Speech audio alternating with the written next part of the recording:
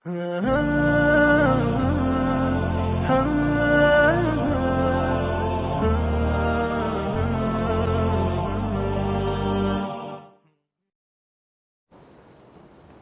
جماعت اور لا مذہب غیر مقلدین کے درمیان یہ نمایاں فرق آپ کو نظر آئے گا۔ تبلیغی جماعت والے بیچارے صبح سے لے کر شام تک پھریں گے کہ کہیں کہاں کوئی بے نمازی ہو اس کو مسجد کے اندر لائیں، کہاں کوئی آدمی دین سے دور ہو اس کو دین کی طرف آئیں۔ کیا آپ اس بات کے گواہ نہیں ہیں کتنے وہ نوجوان جو شراب پیا کرتے تھے اور اس تبلیغی جماعت کی برکت سے انہوں نے شراب سے توبہ کر لی؟ کتنے وہ نوجوان جو مسجدوں کی طرف کبھی آیا نہیں کرتے تھے، اس تبلیغی جماعت کے ذریعے اور اس مبارک محنت کے ذریعے ان کے سروں پر ٹوپیاں بھی آئیں، ان کے سروں پر امامہ بھی آیا، وہ مسجدوں کے اندر آئے، انہوں نے حضور صلی اللہ تعالیٰ علیہ وسلم کے دین کا بیڑا اٹھایا، اور وہ بھی جا کر کے بستیوں کے اندر پھرے، کوچوں کے اندر پھیلے، ضلعوں کے اندر گئے، تحصیلوں کے اندر گئے۔ یہ تبلیغی جماعت کی محنت ہے۔ کتنے وہ لوگ تھے جنہوں نے توبہ کر لی، کتنے وہ لوگ ہیں جو نمازی بن گئے، کتنے وہ لوگ ہیں جو رمضان جیسے مہینے میں روزے نہیں رکھا کرتے تھے انہوں نے روزے رکھنے شروع کر دیے، کتنے وہ لوگ ہیں جنہوں نے سودی کاروبار چھوڑ دیا، کتنے وہ لوگ ہیں جنہوں نے جھوٹ سے توبہ کر لی، کتنے وہ لوگ ہیں جنہوں نے ڈاکوں سے توبہ کر لی، کتنے وہ لوگ ہیں جو بہت بڑی بڑی معصیات سے توبہ کر کے مسجدوں کی طرف آئے، دین کی طرف آئے، مدارس کی طرف آئے، خانقاہوں کی طرف آئے، علماء کی طرف آئے۔ اس تبلیغی جماعت کی برکت سے لاکھوں انسان انہوں نے مسجدوں کا رخ کیا، لاکھوں انسان سنتوں کا رخ کیا۔ کل تک جو آدمی شراب پیتا تھا آج جب پانی بھی پیتا ہے تو حضور کی سنتوں کے مطابق پیتا ہے، نبی علیہ الصلوۃ والسلام کی سنتوں کے مطابق پیتا ہے۔ کل تک جو باہر سڑکوں پر ناچا کرتا تھا، دکانوں پر رہا کرتا تھا، آج مسجد میں آتا ہے، کہتا ہے بھائیو بزرگوں دوستو نماز کے بعد بات ہوگی، دین کی بات ہوگی، تشریف رکھیں۔ کس نے یہ انقلاب لایا؟ یہ تبلیغی جماعت نے انقلاب لایا ہے، یہ کام ہے تبلیغی جماعت کا۔ اس کے برعکس اب غیر مقلدوں کو دیکھیں، کبھی کوئی غیر مقلد شرابی کے پاس اس قسم کی دعوت لے کر کے نہیں جائے گا، کبھی کسی جوا کھیلنے والے کے پاس نہیں جائے گا، سود خوروں کے پاس نہیں جاتے، ڈاکوؤں کے پاس نہیں جاتے، بلکہ طاق میں رہتے ہیں کہ تبلیغی جماعت والے کسی کو 3 دن 40 دن لے جا کر کے جب اس کو دین کی طرف لے آئیں گے، جب دیکھتے ہیں نا کہ یہ آدمی مسجد کی طرف آ رہا ہے، اب اس کے جائیں گے، تیری نماز نہیں ہوتی، تیری نماز نہیں ہوتی۔ اب اس کے پاس جائیں گے، تیرا جمعہ بھی غلط ہے، تیرا جنازہ غلط ہے، تو امام کے پیچھے فاتحہ نہیں پڑھتا، تیری نماز کیسی ہوگی؟ تو رفع یدین نہیں کرتا، تیری نماز ٹھیک کیسے ہوگی؟ اب اس کو یہ باتیں وہ بتا دیں گے تاکہ یا ہماری طرف آئے یا پھر اسی ماحول میں چلا جائے، ان کے پاس نہیں رہنا چاہیے۔ اب وہ کوئی آدمی سوچتا ہے بھائی وہی زندگی ٹھیک تھی، فلم دیکھ لی، دیگر کام کر لیے، اب اس چکر میں پڑیں گے، وہ کہے گا ہوگی، یہ کہے گا نہیں ہوگی، تو کون اس جھگڑے میں پڑے گا؟ تو وہ بیچارہ وہ پھر اس مسجد کو چھوڑ دیتا ہے، پھر دین کے کام کو چھوڑ دیتا ہے۔ یہ مصیبت ان غیر مقلدوں نے پیش کی کہ انہوں نے ہماری وادی کشمیر میں مساجد کو علیحدہ کرنے کی تحریک چلائی۔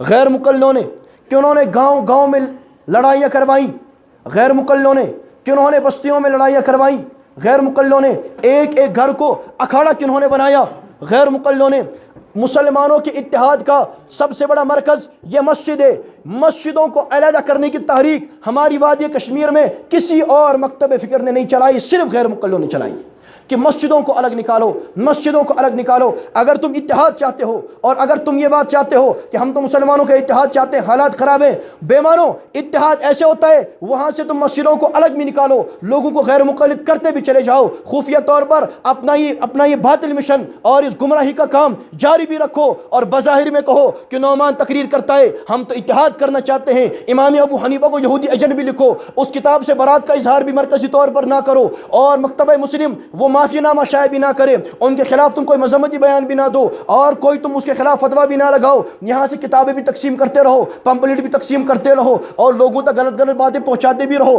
مسجدوں کو الگ کرتے بھی رہو، یہ سارے کام کرتے رہو، اور پھر جب ہم بولیں تو کہیں بھائی اتحاد کرنا ہے، ہمیں تو ایک ہونا ہے۔ یہ پالیسی ہے، ان کی پالیسیاں بدلتی رہتی ہیں۔ پہلے ان کی پالیسی تھی کہ سڑک پر جب بھی کوئی آتا، کیا پتا آپ کے یہاں کا کیا ماحول رہا ہوگا، میں اپنی وادی کشمیر کا عمومی ماحول آپ کو بتا رہا ہوں کہ ان کا طریقہ کار کیا تھا۔ جب بھی کوئی مولوی صاحب تقریر کرنے جاتے، یہ کتاب ہاتھ میں لے کر، پمپلیٹ ہاتھ میں لے کر، کسی کے پاس ترجمے کی کوئی والی کوئی حدیثی کتاب ہوتی ہے، بخاری شریف ہوتی، تو وہ اس کے پاس آ کر کے جو ہے وہ دکھا دیتا اور بحث وغیرہ شروع کر دیتا۔ جب یہ معاملہ شروع ہوا اور اسی طریقے سے ان کے دوسرے کام تھے، ہر مولوی صاحب کے پاس جا کر کے بحث کرنی ہے، سوشل میڈیا پر بولتے، جگہ جگہ مناظروں کے چیلنج کرتے، اور کبھی کوئی چل جاتا تو کچھ لکھ دیتے، اسی طریقے سے یہ کھلم کھلا بات کر دیتے، مسجدوں کو الگ نکال لیتے، اور جس مسجد پر ان کا امکان ہو پایا اس پر ناجائز قبضہ کیا۔ کتنی مسجدوں پر غیر مقلدوں نے ناجائز قبضہ کیا، یہ سب کو پتہ ہے، یہ کوئی بولنے کی باتیں، یہ کوئی نعمان کر رہا ہے، انہوں نے مسجدوں پر ناجائز قبضہ کیا، یہ ساری ان کی پالیسی تھی۔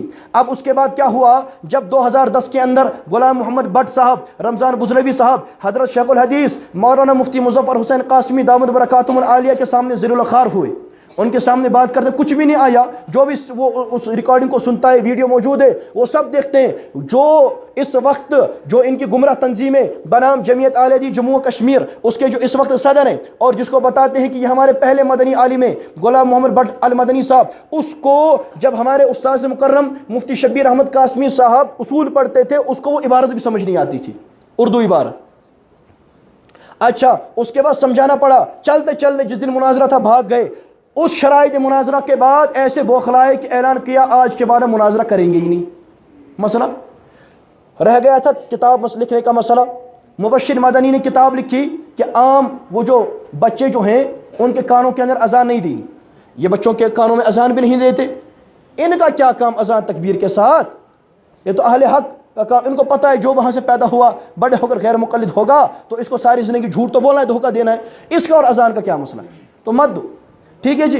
انہوں نے وہ رسالہ لکھ دیا، ہمارے حضرت مفتی محمد اشرف المظاہری دامت برکاتہم العالیہ نے اس کا جواب لکھا۔ آج تک وہ رسالہ مبشر مدنی کے سر پر وہ قرض ہے اور اب تک اس کا جواب نہیں آیا۔ مفتی اشرف صاحب نے اس کے رسالے کی دھجیاں بکھیر کر کے رکھ دی اور کہا کہ یہ معمول بہا عمل ہے، یہ معید بالتعامل، روایت جو ترمذی کے اندر ہے اس پر ہمارا عمل ہے اور مسلمانوں کا عمل ہے، وہ معید بالتعامل روایت ہے، اور جب تک مسلمان رہیں گے انشاءاللہ تب تک اس پر عمل رہے گا۔ ایک ایک مسلمان بچے کے کان میں اذان بھی ہوگی، تکبیر بھی ہوگی۔ یعنی یہ کتنا بڑا المیہ ہے، ہمیں مسلمانوں کو سمجھانا پڑتا ہے کہ اذان دینی ہے۔ یہ بات تو چاہیے تھی کہ ہم کافروں کو سمجھاتے، ہم سکھوں کو سمجھاتے، یہ المیہ ہے، ہمیں مسلمانوں کو سمجھانا پڑتا ہے کہ اذان دینی ہے، اور الٹا چور کوتوال کو ڈانٹے کہ مسئلہ نعمان چھیڑ رہا ہے۔ ٹھیک ہے جی۔ جب وہ اسی طریقے سے ظہور مدنی صاحب کنگن والے، انہوں نے کتاب لکھی عام موضوع پر، حضرت شیخ الحدیث مولانا مفتی مظفر حسین قاسمی دامت برکاتہم العالیہ کے خلاف مفتی صاحب نے اپنی دیگر مصروفیات کے باوجود، سبق پڑھانے کے باوجود، تمام کلاس پڑھانے کے باوجود 17 دن کے اندر اس کا جواب لکھا، اور وہ کتاب 300 سے غالباً زیادہ صفحات پر وہ شائع شدہ ہے، 2013 کے اندر شائع ہوئی، آج تک اس کا جواب نہیں آیا۔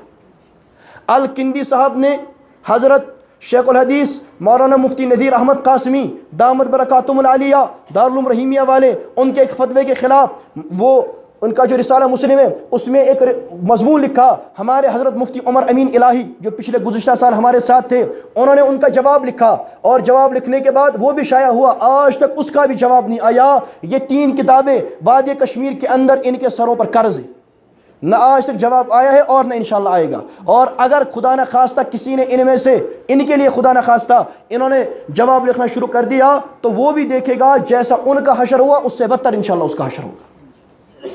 اس کے بعد انہوں نے لونڈوں کو چھوڑنا شروع کیا کہ سوشل میڈیا پر تم ایسا کرو۔ جب ہم نے ان کا جواب دینا شروع کر دیا، بحمدللہ تعالی ان کے دانت بھی کھٹے ہو گئے، اور بحمدللہ تعالی آج ہمیں بات کرتے ہیں، ہم نے ان کے کلموں کا رخ بدل دیا، ہم نے ان کی زبانوں کا رخ بدل دیا، ہم نے ان کے لہجے کا رخ بدل دیا، ہم نے ان کی تقریر کا رخ بدل دیا، ہم نے ان کے جلسوں کا رخ بدل دیا۔ جب وہ سمجھ گئے اب اس طریقے سے بھی ہماری دال نہیں گلنے والی، اب عوام کے اندر ہماری حقیقت آشکارا ہو رہی ہے، انہوں نے پالیسی تبدیل کر دی، کہا نہ مناظروں کے چیلنج ہوں گے، اب نہ کچھ اور ہوگا، اب بس ایک بات کرو کہ ہمیں اتحاد کرنا ہے۔ اب ان کو اتحاد کی بات یاد آئی ہے، تب سے اتحاد کی بات نہیں تھی۔ یہ کب یاد آئی؟ جب ان کو لگا اب ہمارا کام تمام ہونے والا۔ آپ کو میں مثال لوں، پچھلے سال کا آپ کو پتا ہوگا مڑوا کے اندر مبشر مدنی صاحب جب بھاگے تھے، اور ایسے بھاگے کہ کسی کو نظر ہی نہیں آئے، تب تک یہ کہتے رہے کہ حضور صلی اللہ تعالیٰ علیہ وسلم کے علاوہ کسی کو امام اعظم کہنا جائز؟ یہی کہتے تھے نا، امام اعظم تو حضور ہیں، امام ابو حنیفہ کو امام اعظم کیوں کہتے ہو؟ جب مڑوا کا پچھلے سال معاملہ ہوا، مبشر مدنی صاحب جب وہاں جامع مسجد سے نکلے اور جامع مسجد کے امام نے اعلان کیا کہ ہم اہل سنت والجماعت اور نعمان کی فتح کا اعلان کرتے ہیں، اور سر نیچے رکھ کر کے وہ مبشر مدنی وہاں سے نکلے اور پھر عیدگاہ تک ان کے خلاف جلوس نکلا، اور عیدگاہ میں نے تقریر بھی کی تھی، وہ بھی سوشل میڈیا پر موجود ہے اور سارا مڑوا اس کا گواہ ہے، یہاں کے لوگ بہت سارے وہاں موجود تھے میرے بھائی جو۔ اس کے بعد وہ مدنی صاحب کچھ اپنے غیر مقلدوں کو سامنے رکھ کر کے، کچھ مرغوں کے پاس بیٹھ کر کے، کیونکہ ویڈیو میں مرغے کی آواز بھی آ رہی ہے، کچھ مرغوں کے پاس بیٹھ کر کے انہوں نے جو ہے بات کرنی شروع کر دی۔ سب سے پہلے کہتے ہیں امام اعظم ابو حنیفہ، کیا نکلا ان کے منہ سے؟ امام اعظم۔ ہم نے کہا مانیں گے، سب کچھ مانیں گے۔ وہ ویڈیو ہمارے پاس موجود نہیں تھی پچھلے سال کی۔ پھر جب اس سال خانیار میں ہمارا جلسہ ہوا، شان امام اعظم ابو حنیفہ اور رد العام مذہبیت خانیار ہمارے شہر سری نگر میں، وہاں جلسہ ہوا تو انہوں نے وہ ویڈیو کلپ سوشل میڈیا پر ڈال دی پچھلے سال مڑوا کی، ہمارے پاس وہ نہیں تھی۔ جب وہ آئی ہم نے سنا امام اعظم ابو حنیفہ، تو ہم نے ان سے پوچھا بھائی آج تک تو کہتے رہے حضور کے علاوہ کسی کو امام اعظم، یہ کیا ہے؟ یہ تو کسی غیر مقلد نے کہا تھا کہ یہ جو امام اعظم ہے یہ بقیہ 3 اماموں کے مقابلے میں، ہم تو تب سے یہی کہہ رہے تھے او حضور کے مقابلے میں کون امام اعظم ہو سکتا ہے؟ ہم تو امام ابو حنیفہ کو کسی ادنا سے صحابی کے، یعنی ادنا صحابہ تو سارے اعلیٰ ہیں، یعنی اب ان کے آپس میں درجات ہیں نا، یعنی جو خلفاء راشدین میں سے بھی نہ ہو، جو جنگ بدر کے صحابہ میں سے بھی نہ ہو، جو صلح حدیبیہ کے صحابہ میں سے نہ ہو، بعد کے کسی اور صحابہ کے درجے میں ہو، تو ان کے پاؤں کے دھول کے برابر بھی نہیں مانتے امام صاحب کو۔ پھر جب ہم ان کو امام اعظم کہیں گے تو ائمہ اربعہ کے مقابلے میں کہیں گے نا۔ ہم تو تب سے یہ کہہ رہے تھے، اتنی تقریریں ہم نے کی، تب سے کہہ رہے تھے نہیں، اور پھر جب پھنسے تو انہوں نے چیخنا شروع کر دیا امام اعظم۔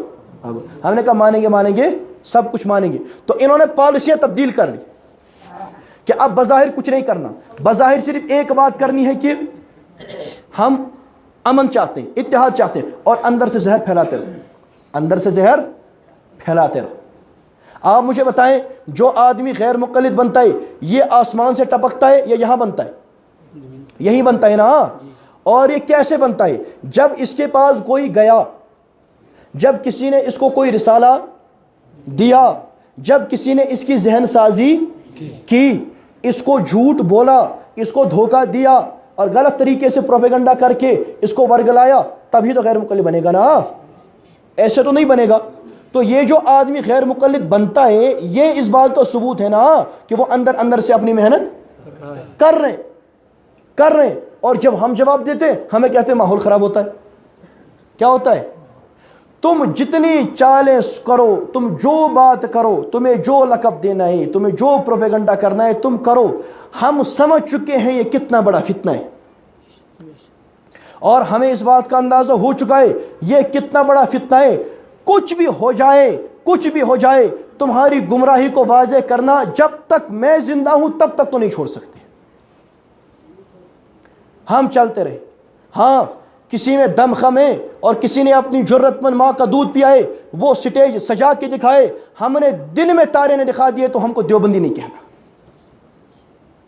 لہٰذا یہ میں نے آپ کو واضح طور پر یعنی مختصر انداز میں بتا دیا کہ یہ ایک طرف آپ تبلیغی جماعت کو دیکھیں اور ایک طرف آپ ان غیر مقلدوں کو دیکھیں، اور تقابل کریں کن سے امت کو فائدہ پہنچا ہے، کنہوں نے امت کے سامنے صحیح بات کو رکھا، کنہوں نے لوگوں کو مساجد سے جوڑا، کنہوں نے اتفاق و اتحاد کی دعوت دی۔ یہ تو یہ بیچارہ تبلیغی جماعت جو گالیاں دیتے ہیں ان کو بھی حضرت کہہ کے اور ہنستے ہنستے دعوت، بھائی چلیے مسجد میں، چلیے مسجد۔ وہ ایک تھا نا، ایک آدمی آیا اس کے پاس، کہا یہ ثابت نہیں ہے، غلط ہے، وہ بیچارہ سنتا رہا، وہ جواب نہیں دیتے نا تو سنتے رہتے ہیں۔ دوسرا آیا یہ غلط ہے، تیسرا آیا یہ غلط ہے، چوتھا آیا، انہوں نے اس کو بیچ میں پکڑا۔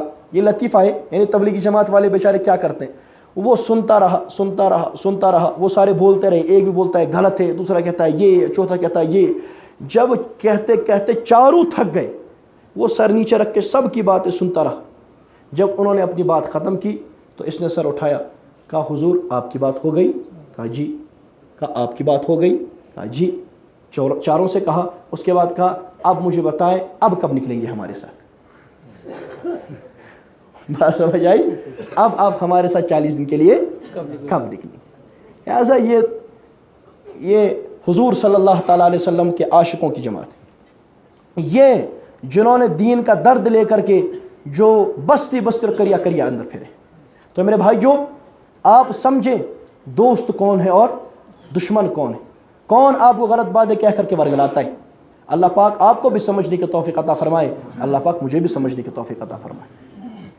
سبيل الدموع سبيل مريح، تنهدى يا صاحي كي تستريح، وبث الدعاء الخفي الصريح يسعك الفضاء.